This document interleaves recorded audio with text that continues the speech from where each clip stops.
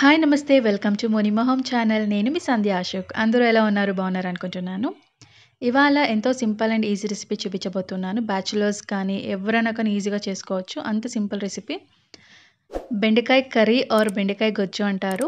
చపాతీలోకి, అన్నంలోకి, ముద్దల్లోకి చాలా బాగుంటుంది ఈ రెసిపీ అయితే. తప్పకుండా ట్రై చేయండి. ఎలా చేయాలని ఇప్పుడు చూద్దాం. స్టవ్ ఆన్ చేసి స్టవ్ మీద ఒక కడాయి పెట్టి అందులోకి హాఫ్ కేజీ బెండకాయ ఇలా వీడియోలో చూస్తున్నారు కదా అంత ముక్కగా కట్ చేసి వేసుకోవాలి. 1 టీ స్పూన్ అంత ఆయిల్ వేసి మంచిగా మిక్స్ చేసి ఇలా వీడియోలో చూస్తున్నారు కదా అలా మంచిగా వేగాలి.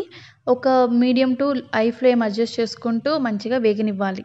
మంచిగా వేగాక ఒక ప్లేట్లోకి తీసేసుకోండి. అదే కడాయిలోకి ఒక 2 to 3 టేబుల్ స్పూన్ అంత ఆయిల్ వేసి ఆయిల్ మంచిగా వేడెక్కాక హాఫ్ టీ స్పూన్ అంత ఆవాలు, కొద్దిగా కరివేపాకు వేసి అది కొంచెం చిటపటలాడించి ఒక మీడియం సైజ్ ఆనియన్ ఇలా చిన్న ముక్కలుగా కట్ చేసి వేసుకోవాలి. ఆనియన్ ఒక కొంచెం బ్రౌన్గా వచ్చే వరకు మంచిగా వేగనిచ్చి ఇలా బ్రౌన్గా వచ్చాక ఇప్పుడు ఇందులోకి అల్లం వెల్లుల్లి పేస్ట్ కొద్దిగా వేసి అది అల్లం వెల్లుల్లి పచ్చివాసనంత వెళ్ళే వరకు మంచిగా వేగనివ్వాలి. ఆ తర్వాత ఒక మీడియం సైజ్ టమాటో ఇలా చిన్న ముక్కలుగా కట్ చేసి వేసుకోవాలి. టమాటో మంచిగా వేగాలి అంటే స్మూత్ పేస్ట్ లాగా అయిపోవాలి. గరిటెతో అలా ప్రెస్ చేస్తూ మంచిగా స్మూత్ పేస్ట్ లాగా అయిపోవాలి టమాటో. ఇలా వీడియోలో చూస్తున్నారు కదా అలా అయ్యాక 2 టీ స్పూన్ అంత కారం పొడి, 1.5 టీ స్పూన్ అంత ధనియాల పొడి, ఒక హాఫ్ టీ స్పూన్ అంత పసుపు, ఒక హాఫ్ టీ స్పూన్ అంత గరం మసాలా. ఈ మసాలా పొడులని వేసాక ఒకసారి మంచిగా మిక్స్ చేసుకొని అంటే కొద్దిగా వాటర్ అంటే ఒక 2 to 3 టేబుల్ స్పూన్ అంత వాటర్ వేసేసి మంచిగా ఒకసారి మిక్స్ చేసుకోవాలి. అంటే ఎందుకు వాటర్ వేసాము అంటే మసాలాస్ మాడకూడదు అనేసి కొద్దిగా వాటర్ వేసేసి మంచిగా మిక్స్ చేస్తే అప్పుడు మసాలాస్ ఏవి మాడవు అనేసి కొద్దిగా వాటర్ వేస్తున్నాము.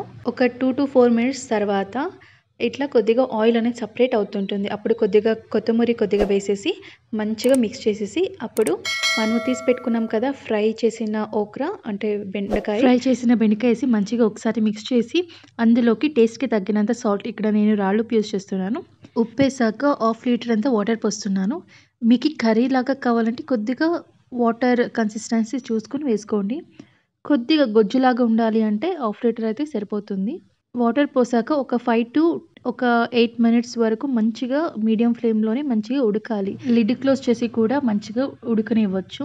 నేను అయితే అలాగనే ఉడికించాను, లిడ్ ఏం క్లోజ్ చేయలేదు. ఇలా ఈ కన్సిస్టెన్సీ ఉన్నప్పుడు మీరు స్టవ్ ఆఫ్ చేసుకోవచ్చు. అంటే ఉడికిందో లేదో ఒకసారి చూసుకుని స్టవ్ ఆఫ్ చేసుకోవచ్చు.